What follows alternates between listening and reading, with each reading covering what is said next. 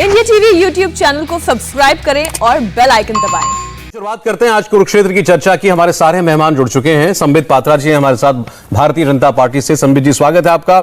डोला सेन जी सांसद हैं तृणमूल कांग्रेस से। डोला सेन जी आपका भी बहुत बहुत स्वागत है। अभय दुबे जी कांग्रेस पार्टी से हमारे साथ हैं। अभय जी वेलकम। और अजय आलोक जी जेडीयू से। अजय जी आपका भी बहुत स्वागत है। आज राहुल गांधी ने जो सुबह नाश्ते पर सारे विपक्षी दलों के नेताओं को बुलाया, 14 पार्टियों के नेता सांसद वहां पर पहुंचे और राहुल गांधी ने जो बात की, मैंने बड़ी गौर से उसको सुना। अभय जी उन्होंने ये कहा कि अभी फिलहाल बीजेपी आरएसएस मिलकर के केंद्र सरकार आम आदमी के मुद्दे नहीं सुन रही, उनकी आवाज दबा रही है और अगर सारे विपक्षी दलों की आवाज एक हो जाए तो वो ऐसा नहीं कर पाएंगी। उसके बाद उन्होंने ये भी कहा कि हमारे अलग अलग व्यू पॉइंट हो सकते हैं, हम अलग अलग राज्यों से आते हैं, अलग अलग भाषाएं बोलते हैं, लेकिन हमें एक नींव, एक फाउंडेशन तैयार करनी पड़ेगी विपक्षी भूमिका की। तो मैं समझना चाहता हूं ये किस किस्म की फाउंडेशन होगी और इसमें राहुल गांधी का रोल क्या होगा? राहुल गांधी जी ने स्पष्ट रूप से कहा कि ये जो बुनियाद है, ये उन लोगों की आवाज है जो करोड़ों युवा बेरोजगारी के दलदल में मोदी सरकार के द्वारा धकेल दिए गए हैं। वो 75 करोड़ किसान जिनके राह में कील और कांटे मोदी जी ने बिछा दिए, दो पूंजीपतियों के लिए काले कानून लेकर आए। वो 130 करोड़ लोग जिन पर संविधान की अवहेलना करके जासूसी का दंश मोदी जी ने लगाया। वो छोटे छोटे और मध्यम उद्योग जिनको मोदी सरकार ने गर्त में डाल दिया, आज वो मुखरता से प्रतिपक्ष के साथ स्वर में स्वर मिलाकर मोदी सरकार को एक रास्ता दिखाना चाहते हैं। मोदी सरकार के लिए महंगाई तो उनकी भौजाई हो गई है, डीजल और पेट्रोल दोनों घर जमाई हो गए हैं और गैस इनकी समधन रोज रोज लूटने पर आमादा हो गई है। तो इसलिए दृढ़ता से सारे लोग साथ आ रहे हैं। अब आप देखिए, ये जासूसी करते हैं चोरी चोरी और टीवी पर आकर संबित पात्रा जी सीना जोरी और मुजोरी करते हैं। अरे साहब, सीधा सा प्रश्न है, आप बताइए कि आपने पेगासस का सॉफ्टवेयर खरीदा या नहीं खरीदा? अगर खरीदा तो उसका दुरुपयोग कहां किया? क्या आपके मंत्रियों की जासूसी आपने की? क्या संविधान की शपथ लेने वाले मंत्री और सर्वोच्च अदालत के न्यायाधीश? जी ये सारे सवाल जायज हैं आपके, आप पूछिएगा। मैं तो आज चूंकि चर्चा जो है मुद्दे तो ये सारे अहम हैं ही, लेकिन मैं इसके पीछे की बात कर रहा हूं कि ये जो आज तस्वीर चल रही है, इतने सारे नेता मिले, तो ये एकजुटता जो है ये केवल इस पार्लियामेंट सेशन तक के लिए है या जब तक किसानों का मुद्दा चल रहा है, जासूसी का मुद्दा चल रहा है तभी तक के लिए है, या ये थोड़ी दोस्ती लंबी चलेगी, ये चुनाव तक भी जाएगी? देखिए, इसको इस छोटे दृष्टिकोण से इस मुद्दे को गौण मत करिए। ये कोई राजनीतिक उद्देश्यों से सत्ता की भूख मोदी जी की तरह नहीं है कि सत्ता की भूख में ही पूरे समय मरे जाएं। अरे पेट्रोल डीजल का क्या हाल है देखिए तो सही, घर चलाना मुश्किल हो गया। 850 रुपए पार गैस हो गई, खाने का तेल 200 रुपए पार हो गया, भराने का 100 रुपए पार हो गया। कैसे आम जिंदगी जिएगा? ये इसी नारे पर तो आए थे, बहुत हुई महंगाई की मार अब की बार मोदी सरकार। अरे मोदी जी इतना प्रताड़ित करना बंद कीजिए। तो ये मुद्दों के आधार पर हम बात करना चाहते हैं। किसान सच में बहुत संवेदनशील मुद्दा है। मोदी जी ने सदन का गला घोटकर किसानों के खिलाफ क्रूर काले 3 कानून पास किए, सदन के टीवी कैमरे बंद कर दिए, आवाज बंद कर दी और गला घोट दिया। तो हम जो प्रजातंत्र पे हमने सोचा था मोदी जी ने जो सर झुकाया है प्रजातंत्र का, वो आशीष ले रहे होंगे, लेकिन उन्हें प्रजातंत्र के पैर खींच लिए सौरभ। अच्छा चलिए ठीक है, आपके कहने का मैं ये मतलब निकाल रहा हूं कि आज ये माहौल बना दिया है मोदी सरकार ने कि विपक्ष को एकजुट होना पड़ रहा है जनता के मुद्दे उठाने के लिए। अच्छा, लेकिन संबित पात्रा जी, ये कोई वन ऑफ कोशिश है ऐसा नहीं है। राहुल गांधी ने आज मुलाकात करी इतने सारे नेताओं से, अभी हफ्ता 10 दिन पहले वो और तब भी मिले थे, उसमें 1-2 पार्टियां नहीं थी जैसे टीएमसी, वो आज आ गई। ममता बनर्जी 4 दिन दिल्ली में रह के गई, वो सोनिया गांधी, राहुल गांधी से और तमाम नेताओं से मिलकर के गई हैं। एक ऐसी बैठक आप याद कीजिए शरद पवार साहब के घर पर भी हुई थी। तो विपक्ष ने वाकई ऐसा लगता है कि एकजुट होने का इरादा तो किया है। अभी ये कितना मजबूत इरादा, ये तो अभय जी या डोला सेन जी बता सकते हैं। संबित पात्रा जी देखिए सौरभ जी, ये आपने कहा कि आज बुनियाद डल रही है, ये नींव बना रहे हैं। ये नींव ही बनाते रहेंगे या कभी बिल्डिंग बनाएंगे भी? 2014 से तो नींव ही डाल रहे हैं। मुझे याद है 2017-18 में ये सब इकट्ठे हुए थे कर्नाटक के अंदर। याद करिए, वो 24 नेता एक साथ हाथ पकड़ करके एक दूसरे का हाथ ऐसे उठा रहे थे, पता नहीं जैसे कि हमें लिफ्ट करा दे, हमें भी तुम लिफ्ट करा दे। एक दूसरे को एकदम भाई बहन बन के सब एक दूसरे का हाथ उठा रहे थे कि हम सब मरने दम तक एक दूसरे के साथ रहेंगे, फिर हम सब मिलकर प्रधानमंत्री बन जाएंगे। क्या हुआ उसका? क्या हुआ वो जो हाथ पकड़ के उठा रहे थे एक दूसरे का? फिर याद करिए बंगाल के चुनाव के समय ये सारे 18 पार्टियां इकट्ठी हो गई थी, लेफ्ट पार्टी भी उसमें थी, सारे लोग जाके इकट्ठे हो गए थे, वहां ममता बनर्जी भी थी, फिर हाथ पकड़ रहे थे, बोल रहे थे हम मोदी जी को हटाएंगे, 19 में हटाएंगे, फिर हाथ पकड़ के खड़े हो गए। ये तब से नींव डाल रहे हैं, ये इतने दिन अगर नींव ही डालते रहेंगे तो ये बिल्डिंग कब बनेगी? मैं तो रिक्वेस्ट कर रहा हूं जल्दी जल्दी बिल्डिंग बनाना शुरू करो, बहुत हो गया नींव डालना। राहुल जी अभी दिखा रहे हैं आप साइकिल चला रहे हैं, परसों ट्रैक्टर चला रहे थे, आज साइकिल चला रहे हैं। ये कांग्रेस कब चलाएंगे? जरा इनसे पूछिए तो, ये ट्रैक्टर और साइकिल ही चलाते रहेंगे या कांग्रेस भी चलाएंगे? कांग्रेस तो चल नहीं रही है, ट्रैक्टर साइकिल सब चलाएंगे ये। अब नाश्ता, अब रहा नाश्ता, ये नाश्ता भी करेंगे, लंच भी करेंगे, डिनर भी करेंगे, हमें कोई आपत्ति नहीं। ये अभी सब नाश्ता कर रहे थे कॉन्स्टिट्यूशन क्लब में, जरा पूछिए तो डोला सेन जी से, जरा पूछिए तो अभी अखिलेश जी की पार्टी से ये इकट्ठे होंगे? ये राहुल गांधी जी जिसका स्पर्श साइकिल में बैठाया था ना, अखिलेश जी ने साइकिल में बैठाया था, क्या हुआ उस साइकिल का? मायावती जी ने बैठाया था ना, क्या हुआ? अभी थोड़े दिन पहले बिहार के वो अच्छे लड़के बिहार में भी गए थे लालटेन पकड़ने के लिए, क्या हुआ लालटेन का? ये सब नाश्ता करके चले गए हैं, कोई इनके आसपास भी नहीं आएगा। राहुल गांधी को मैं झूठ नहीं बोल रहा हूं, मैं बड़ा सम्मान करता हूं राहुल गांधी जी को। ये आपस में बात करते हैं, पनौती बुलाते हैं उनको, जहां राहुल जी होते हैं वहां हार सुनिश्चित है, इसलिए कोई भी राहुल गांधी जी सब राहुल के रास्ते में चले गए हैं। आप देखते हैं राहुल के रास्ते में कौन बुलाता है, कौन बुलाता है राहुल? अभय जी एक मिनट, आप जवाब दे लीजिएगा। अच्छा तो संबित पात्रा जी, आपके मुताबिक ये विपक्ष कभी एकजुट नहीं हो सकता, इसलिए आपको कोई खतरा नहीं है, आपकी सरकार को कोई खतरा नहीं है, यही कहना चाह रहे हैं? नहीं सौरभ जी, हमने तो देखिए ये इकट्ठे होंगे नहीं होंगे ये मैं कैसे बताऊंगा? ये 2014 से ही इकट्ठे होने का प्रयास ये कर रहे हैं। आ गया, अब नहीं हो रहे हैं, इसमें मैं क्या करूंगा या हम क्या करेंगे? या अखिलेश यादव जी और इनकी पार्टी इकट्ठी हुई थी, 2017 का चुनाव दो अच्छे लड़के साथ में लड़े थे, उसके बाद क्या हुआ हमने देखा। मायावती जी और अखिलेश जी भी इकट्ठे हुए थे, उसका भी नतीजा क्या हुआ हमने देखा। अब बंगाल के अंदर किस प्रकार से ममता जी ने इनको साइडलाइन किया, ये सब ममता जी को मदद करने के लिए आपने पूरे विश्व में देखा है कि पॉलिटिकल पार्टी सुइसाइड कर ले। ये कांग्रेस पार्टी ने सुइसाइड किया है, वहां जाके 40 सीट से 0 सीट हो। अच्छा संबित जी, ठीक है, डोला सेन जी आपकी बात पर कुछ कहना चाह रही है जी? डोला सेन जी, अभी जी एक मिनट, डोला सेन जी बोले। हम बोलना चाहेंगे कि बीजेपी की तरफ से जो भाई इधर है वो सपना देखे, हम वो सपना को वेलकम करते हैं, अप्रिशिएट करते हैं। लेकिन मोदी अमित शाह जी ने जो बीजेपी वाले सरकार चला रहे वो संविधान के खिलाफ है, देश की जनता के खिलाफ है, हमारी जो वोट हम लेते हैं उसके खिलाफ है, किसान के खिलाफ है, श्रमिकों के खिलाफ है, मजदूरों के खिलाफ है, जो नेशनलाइज सेक्टर है उसको खिलाफ है। तो उसके बाद वो जुमलेबाज भी है, क्योंकि डिमोनेटाइजेशन के बारे में, काला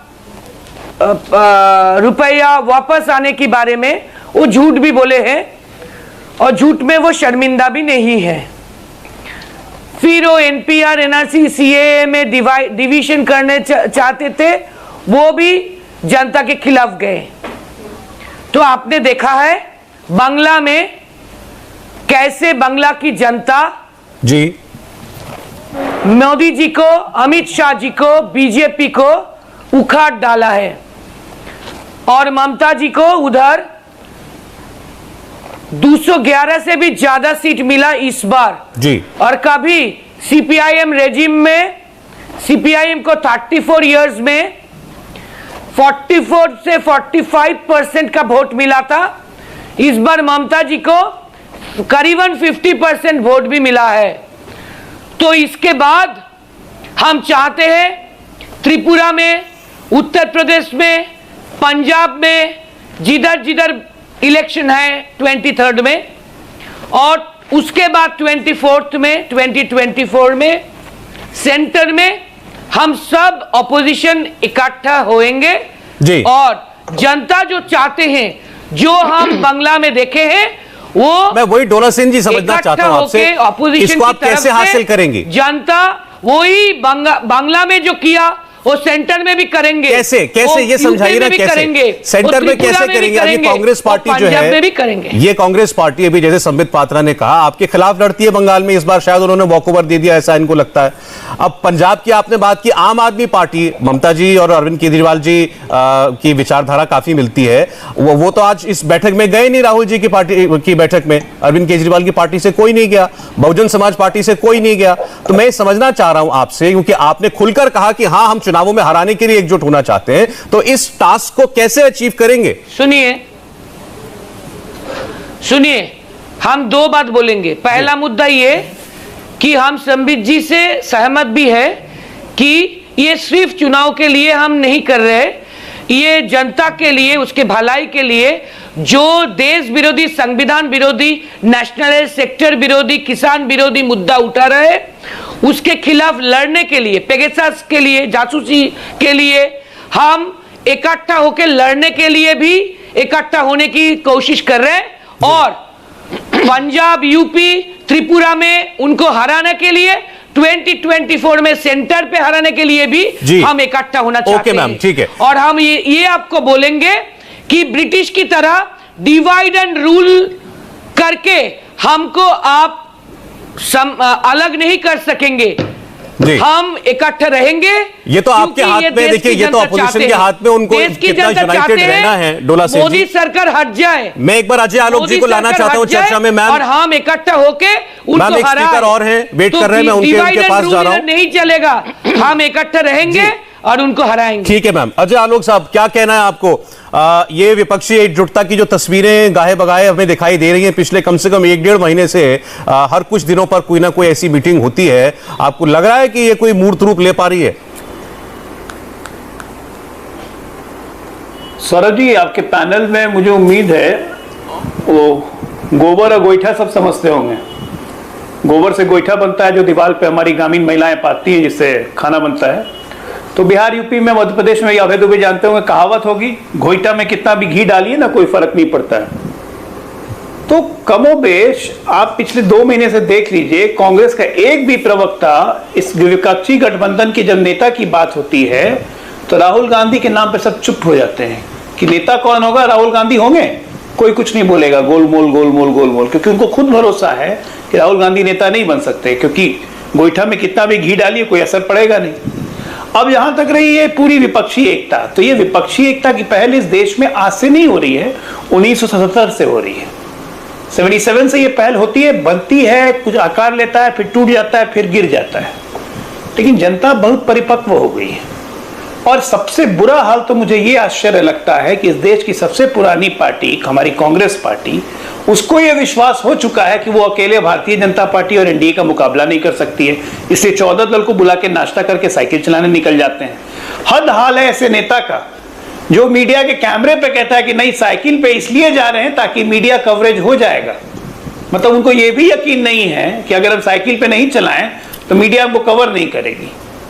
मतलब अपने बारे में इतना कम विश्वास शायद ही किसी नेता को होगा। कांग्रेस पार्टी के इस गर्त में पहुंच जाने पे जी बहुत अफसोस होता है कभी कभी। अब मुझे लगता है कि कांग्रेस के बाकी थिंक टैंक इसको कुछ रिवाइवल का लुक देंगे। मेरी शुभकामनाएं हैं, क्योंकि विपक्ष तो प्रशांत किशोर जी कोशिश कर रहे हैं, ऐसा तो खबरों में आता रहता है, आप सुन रहे होंगे ना। प्रशांत किशोर जी कांग्रेस पार्टी के लिए लगता है कोई बहुत महत्वपूर्ण भूमिका भी लेने वाले हैं। मेरे हिसाब से तो फिर अगर ऐसी महत्वपूर्ण भूमिका है तो सही 14 दलों को मिलकर प्रशांत किशोर को ही नेता मान लेना चाहिए कम से कम। एक अगर उनके हिसाब से सबसे समझदार अनुभवी प्रशांत किशोर हैं तो फिर किसी और को नेता मानने की क्या जरूरत है, उन्हीं को नेता मान लीजिए भाई। उद्धव ठाकरे को भी कंसल्टेंसी वही देते हैं, शरद पवार को भी कंसल्टेंसी वही देते हैं, सोनिया गांधी को भी कंसल्टेंसी राहुल गांधी कभी आपको भी दी थी, प्रियंका गांधी कभी आपको भी दी थी, एक बार हमें भी दी थी। जी जी जी, इसलिए हम लोगों ने प्रणाम करके बाहर कर दिया कि भैया जाइए और जरूरत नहीं है। लेकिन उनको लगता है कि सबसे समझदार वही हैं विपक्षी एकता के, तो उन्हीं को नेता बना लीजिए। अच्छा चलिए, अब नेता की बात आपने उठाई है, मैं सीधा सवाल पूछता हूं अभय, तो इसका जवाब एक बार अभय जी और डोला जी दोनों दे दें, फिर मैं संबित पात्रा जी के पास जाऊंगा। इन्होंने कहा कि भाई ये बता दीजिए, ये जो भी एकजुटता की कोशिश हो रही है, इसका लीडर है राहुल गांधी जी ही नेता है इसके? अभय जी तो कहेंगे हाँ है, तो क्या सबको स्वीकार है? नहीं कहेंगे, अभय जी नहीं कहेंगे, गारंटेड अभय जी नहीं कहेंगे। बोलिए भाई, सौरभ जी बोलिए भाई जी। पहले तो मैं ये आग्रह करना चाहता हूं, संबित पात्रा जी ने कहा कि पनौती, तो देखिए मैं तो सम्मान करता हूं आदरणीय प्रधानमंत्री जी का, उनके पद की गरिमा का, लेकिन ट्विटर पर ट्रेंड कर रहा है प्रधानमंत्री जी के लिए पनौती। उन हर वो विषय को रेखांकित किया है। उन्होंने हॉकी की बधाई दी समय के पहले, तो कहा कि पनौती प्रधानमंत्री जिस पर हाथ डाले उसका बंटा ढार कर देते हैं। चंद्रयान 2 के लिए प्रधानमंत्री जी ने कहा था तो वो असफल हो गया, तो लिख रहे जहां जहां पैर पड़े संतन के होवे बंटा ढार। दूसरी बात इन्होंने फाउंडेशन की। अरे बुनियाद के पत्थर उखाड़ दिए प्रधानमंत्री जी ने। जो विरासत हमने तैयार की थी उस विरासत को सेल से लेके रेल तक बेच का है, युवाओं को बेरोजगारी की गर्त में डाल दिया, किसानों को सड़कों पर फेंक दिया। ये फाउंडेशन स्टोन थे, ये बुनियाद थी पत्थरों की, हमारी नहीं, खुद के पार्टी के बुनियाद के पत्थर भी उखाड़ दिए। लाल कृष्ण आडवाणी, मुरली मनोहर जोशी, अरुण शौरी जैसे सारे नेता उखाड़ कर फेंक दिए। तो ये आरोप तो आप पर लगता है। जहां तक बात है कि नेतृत्व कौन कर रहा है, तो ये साफ राहुल गांधी जी ने भी कहा है कि मैं आत्म केंद्रित आत्ममुग्ध नहीं हूं जो खुद की बात करूंगा। सारे करोड़ों करोड़ देश के नागरिक नेतृत्व करते हैं और हम उनके दिखाए हुए रास्ते पर चल रहे हैं। जो आवाज वो उठा रहे हैं उनको हम साथ लेकर वो बात अभी जी बात कहने के लिए ठीक है, ये बात कहने के लिए एक आइडियलिस्टिक तौर पर बात कोई कहले समझ में आता है। अब जब 14 पार्टियां बैठी हैं तो वो नेता ही है ना, सब ये सब नेता हैं, लीडर हैं। कोई एमपी चुनकर गया है, कोई राज्यसभा में गया है, तो इनका भी कोई एक नेता तो बनेगा ना। ये नेतृत्व कर रहे हैं करोड़ों करोड़ जनता का। ममता बनर्जी करोड़ों करोड़ जनता की आवाज बनकर नहीं लेंगे नाम राहुल गांधी। राहुल गांधी जी करोड़ों करोड़ राहुल गांधी का नाम नहीं लेंगे। तो ये अब इनके साथ तो दुविधा है। राहुल गांधी का नाम नहीं लेंगे। नीतीश बाबू ने पलटवार किया जबरदस्त मोदी जी पर, जिस पर मोदी जी मुंह छुपाए घूम रहे थे, उस पर दृढ़ता से कहा अजय आलोक जी नहीं बोलेंगे टेलीविजन पर। अरे एक बार तो तारीफ कर लो अपने नेता की, कितनी बड़ी बात कही। जो मोदी बार सुनेंगे का जाल बिछा रही है उसको एक्सपोज। अरे हमने कहा जांच करवा लीजिए, बहस भी कीजिए पार्लियामेंट में, भागते क्यों है पार्लियामेंट से? हमने कहा पार्लियामेंट में बहस भी करवाइए, चर्चा भी करवाइए। आप है कि पार्लियामेंट से भाग जाते हैं। स्थगन दिया बताइए, पार्लियामेंट में आइए ना कभी। अच्छा चलिए ठीक है, नहीं अजय आलोक जी वो आपको भी असहज करने वाला सवाल, इसका जवाब दीजिएगा। लेकिन अभी चूंकि राहुल गांधी की हम बात कर रहे हैं, डोला सेन जी के पास में जाना चाहता हूं, फिर संबित जी के पास। जी डोला सेन जी, सवाल हो रहा है कि विपक्ष का भी तो कोई एक नेता होगा, कोई एक चेहरा होगा। आज ममता बनर्जी बहुत स्ट्रांग लीडरशिप दिखाई देती है उनके अंदर, लेकिन राहुल गांधी भी क्या कम है? पहले हम ये बोलेंगे कि अजय आलोक जी जो जेडीयू से यहां पर है, बहुत शर्मिंदा की बात है कि कभी ना कभी राम मनोहर लोहिया जी, जयप्रकाश नारायण जी के डिसाइपल थे ये सब जेडीयू वाले। लेकिन अभी बहुत दिन बाद एक मिनिस्ट्री मिला रामचंद्र जी को, एक वाइस चेयरमैनशिप मिला हरिवंश जी को कुछ दिन पहले, इसीलिए ये बिक गए। राम मनोहर लोहिया जी और जयप्रकाश नारायण जी के खिलाफ भी चले गए ये जेडीयू वाले। अभी ये सिर्फ दो एक कुछ ना कुछ पाने के लिए, ये बहुत अनफॉर्चुनेट बात है। ठीक है, हम ये बोलेंगे जेडीयू के भाई को, और हम जो कंपेयर कर रहे इंडिया टीवी की तरफ से वो भाई को भी बोलेंगे कि आप उतना मत सोचिए। हम कभी नहीं बोले कि ये चीफ प्राइम मिनिस्टर होंगे, वो प्राइम मिनिस्टर होंगे। नहीं। ममता जी हमारे लीडर कल्याण बनर्जी ने बोला। मैम तो कभी नहीं डोला सेन जी, कल्याण बनर्जी का स्टेटमेंट है 2 दिन पहले का, 2 दिन पहले का स्टेटमेंट है कल्याण बनर्जी का, आपके साथी हैं पार्लियामेंट में। उन्होंने कहा Mamata Banerjee is the natural choice to lead the country. हमको इंटरप्ट मत कीजिए, हमारा बात खत्म होने दीजिए उसके बाद बोलिएगा। हाँ ठीक है, लेकिन एक काउंटर क्वेश्चन था मैम, मैंने आपको हमारा बात खत्म होने दीजिए उसके बाद बोलिए। मैंने कल्याण बनर्जी का बयान याद दिलाया, आप बोलिए। सुनिए, बात यह है हमारे तरफ से ममता बनर्जी हमारी सम्मानीय लीडर, उन्होंने बोले हैं कि वो कैडर की माफिक एक वर्कर होने से एक ऑपोजिशन इकाई के लिए लड़ेंगे जी।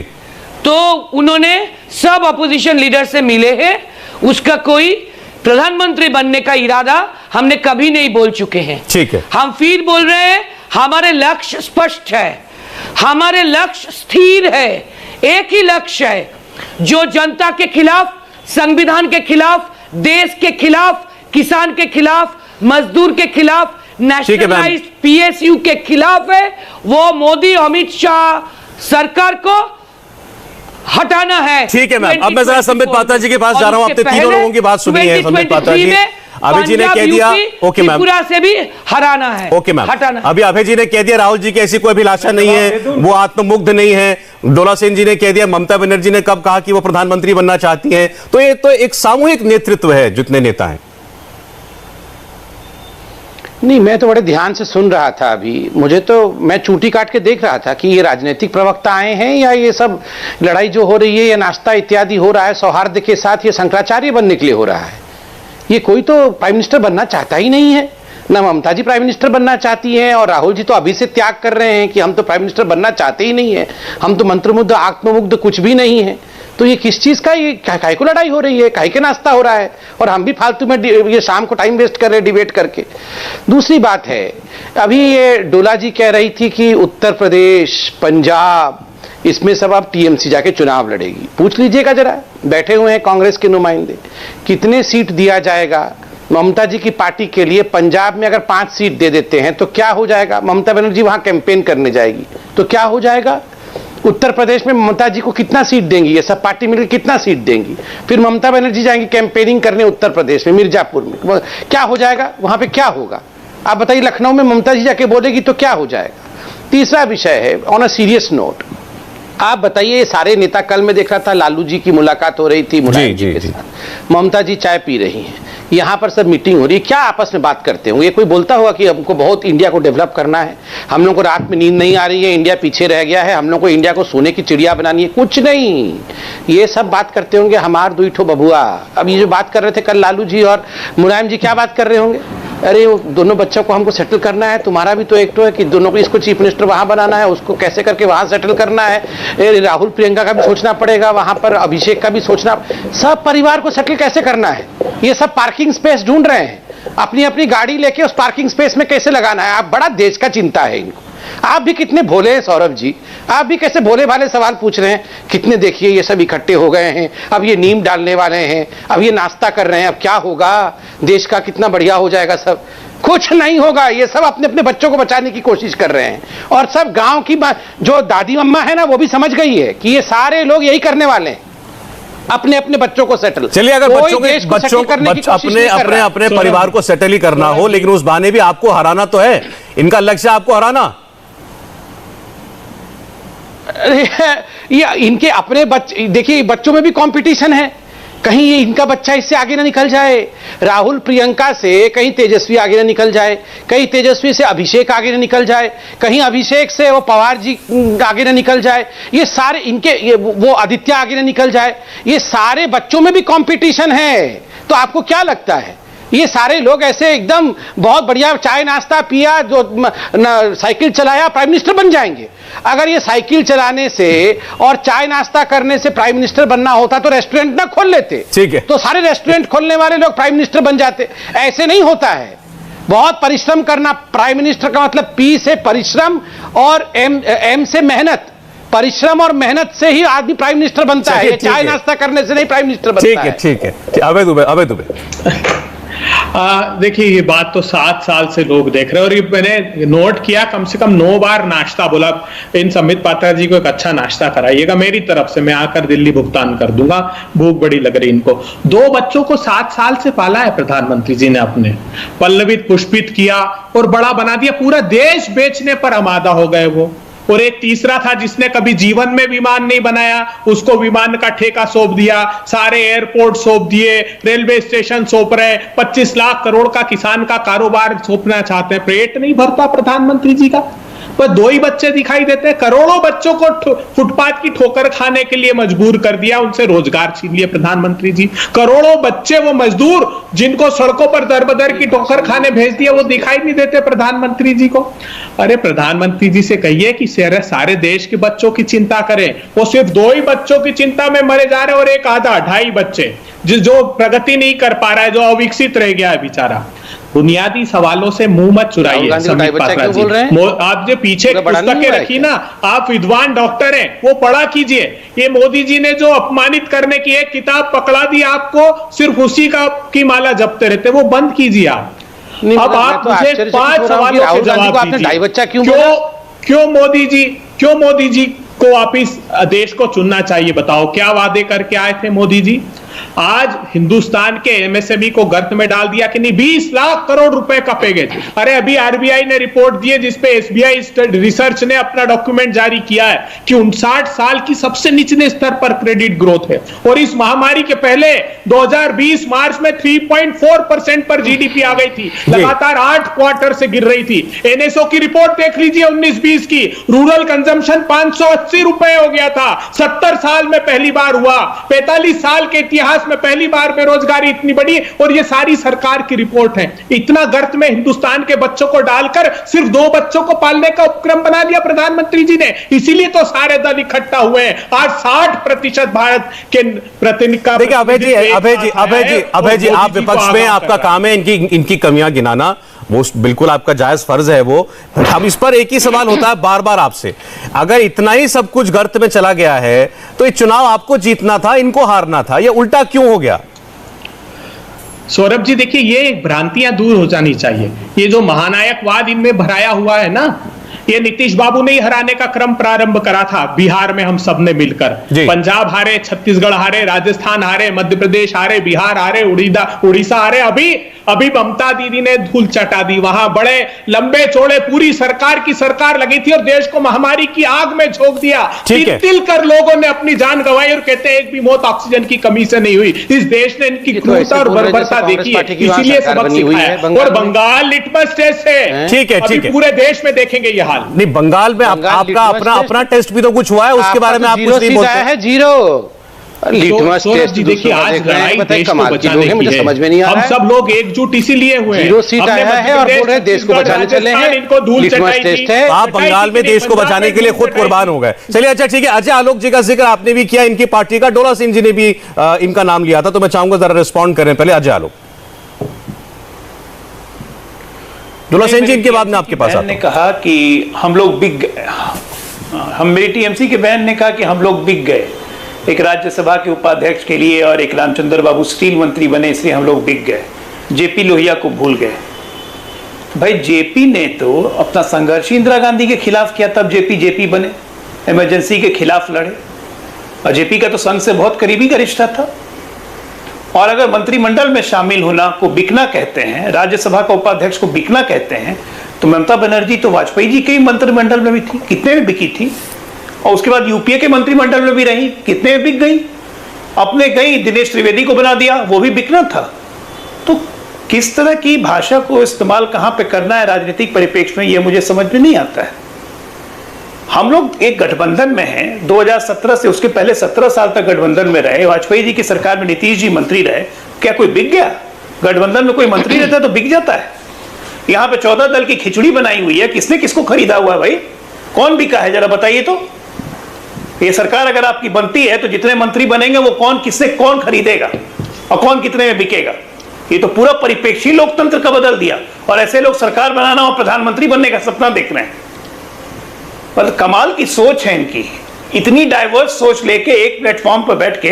तो संबित ने ठीक ही कहने कहा। आलोक जी क्या गलत कहा बताइए मुझे। खाना भी खाइए, रात सिर्फ 2 बार जमीन खाते रहिए। नीतीश बाबू का 2 बार, इतिहास साक्षी है। जमीन तो हमारा हमेशा जगा हुआ, आपको पीढ़ी खिलाने से फुर्सत नहीं मिली है साहब। और एक बार जब आपको पीढ़ी खिलाने से फुर्सत नहीं मिली है। बिहार खरीद बिक्री करने का शौक तो आपको रहा है।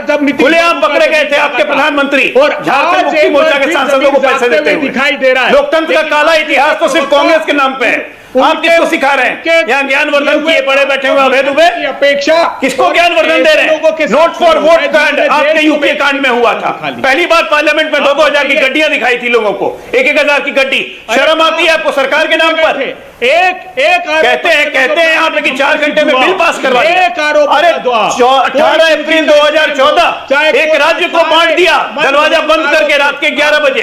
ऐसी काली करतूत कांग्रेस ने की थी। आप क्या किस बात में ज्ञान दे रहे हैं? ठीक है, एक मिनट। आपकी हरकतों के कारण आप हटे। अच्छा ठीक है, और अपनी हरकतों के कारण ही वापस कभी नहीं आई। अजय जी, अभय जी, एक मिनट। डोला सेन जी को चर्चा में लाते हैं। डोला सेन कुछ बोलना चाह रही है। डोला सेन जी बोलिए। मैंने बोला ना, राहुल गांधी गोईठा में घी सुखाने लायक है, कोई फायदा नहीं होगा।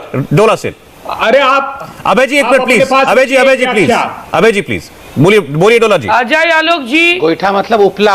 अजय आलोक जी गुस्सा हो सकते हैं, लेकिन अभी जेडीयू का जो हालत है उसमें राम मनोहर लोहिया जी का, जयप्रकाश नारायण जी का हम सम्मान करना चाहते हैं, श्रद्धा करना चाहते हैं। उसका ऊपर ठीक उसका डिसाइपल की तरह काम नहीं चल रहा है। ये अगर अजय आलोक जी नहीं समझेंगे तो नहीं समझेंगे, वेलकम। हम बोलेंगे संबित पात्रा जी को चाहे जितना मजाक को उड़ा ले, वो मजाक उड़ाने दीजिए, उसको मजाक उड़ाने दीजिए, लेकिन हम ये बोलेंगे कि जनता चाहते हैं, इसीलिए बंगाल में बीजेपी को हराया। देश की जनता चाहते हैं, इसीलिए हम अपोजिशन इकाई करेंगे और 2023 पंजाब, यूपी और त्रिपुरा में 2024 सेंटर में हम बीजेपी को हराएंगे। और संबित पात्रा जी को हम कभी नहीं बोले कि हम यूपी में कैंडिडेट देंगे, हम पंजाब में देंगे। अरे हमारे लक्ष्य स्पष्ट है, हम मोदी, अमित शाह, जोटी वाले बीजेपी को हराएंगे। ये देश की जनता की चाहत है। इसके ऊपर हम बंगाल में लड़े हैं, इसके ऊपर हम सब जगह जाके लड़ेंगे। ठीक है, हमारा कैंडिडेट हो या ना हो, चलिए, हमारा कोई मिनिस्ट्री हो या ना हो, हम लड़ेंगे, हम लड़ेंगे और हम जीतेंगे। चलिए, आपने बड़ी सफाई से अपना लक्ष्य अब जो है बता दिया शब्दों में। मोदी, अमित शाह जी का हार जैसे बंगला में हुआ वैसे देश में हो जाए। जगह जगह जाकर चाहे चुनाव लड़े ना लड़े, लेकिन मोदी शाह के खिलाफ सबको एकजुट करेंगे, विपक्ष को एकजुट करेंगे, मोदी शाह को हराएंगे। बोलिए संबित पात्रा, अब आपको पता चल गया है क्या करना चाहते हैं? नहीं, वो तो पता तो 2014 से ही है। ये क्या 2019 से पहले हमको जिता रहे थे जो अब हमको हरा देंगे? ये तो उस समय भी हमें हराने का कोशिश कर रहे थे, हरा नहीं पा रहे थे। अभी भी वो कोशिश जारी रखेंगे। थोड़ा ज्यादा फ्रस्ट्रेशन हो गया है, बस फर्क इतना है। देखिए, ये बार बार बंगाल में हार गए। बंगाल में कांग्रेस पार्टी और कम्युनिस्ट पार्टी हारी है। हमारे पास 3 सीटें थी, 3 सीट से 74 सीट हो गए हैं। उसको हारना नहीं कहते हैं। उन्हीं की सरकार थी, उन्हीं की सरकार कंटिन्यू कर रही है। दूसरी बात, आज बहुत राम मनोहर लोहिया जी, जयप्रकाश नारायण जी याद आ रहे हैं, मगर मैं कहना चाहूंगा, पोस्ट पोल वायलेंस करके हजारों लोगों को इस प्रकार से प्रताड़ित करके, कई 100 महिलाओं के साथ इस प्रकार की वेदना करके, कई कार्यकर्ताओं को जान से मार करके राम मनोहर लोहिया जी को याद मत करिए। उन हाथों को, उन मनों को राम मनोहर लोहिया को याद ही नहीं करना चाहिए जो इस प्रकार से हत्या की सिलसिले को जारी रखे हुए हैं बंगाल के अंदर। और तीसरी बात, इन्होंने कहा कि हम तो कलकत्ता में नहीं, हम तो जाके त्रिपुरा में लड़ेंगे, हम तो पंजाब में नहीं लड़ेंगे, उत्तर प्रदेश में नहीं लड़ेंगे। तो आप तो त्रिपुरा में पहले ही लड़ते थे, आप पंजाब में नहीं लड़ते थे। तो नया क्या हुआ, मुझे ये बताइए ना, नया क्या हो गया? मैं अंत में इतना कहूंगा सौरभ भाई, ये आपने नाश्ता 14 पार्टियों के साथ कर ली। ये जो 23 G23 वाले थे, उनके साथ नाश्ता पानी होगा या उनको ऐसे सड़क के किनारे छोड़ दिया जाएगा? ये जरा राहुल जी को बताइए ना। कभी साइकिल चला करके जरा गुलाम नबी आजाद जी के घर चले जाएं, कभी ट्रैक्टर चला करके जरा कपिल सिब्बल के घर चला जाए, कभी पैदल पैदल चल के घर के बगल में ही रह रहे हैं मनीष तिवारी, कभी उनके घर चले जाए।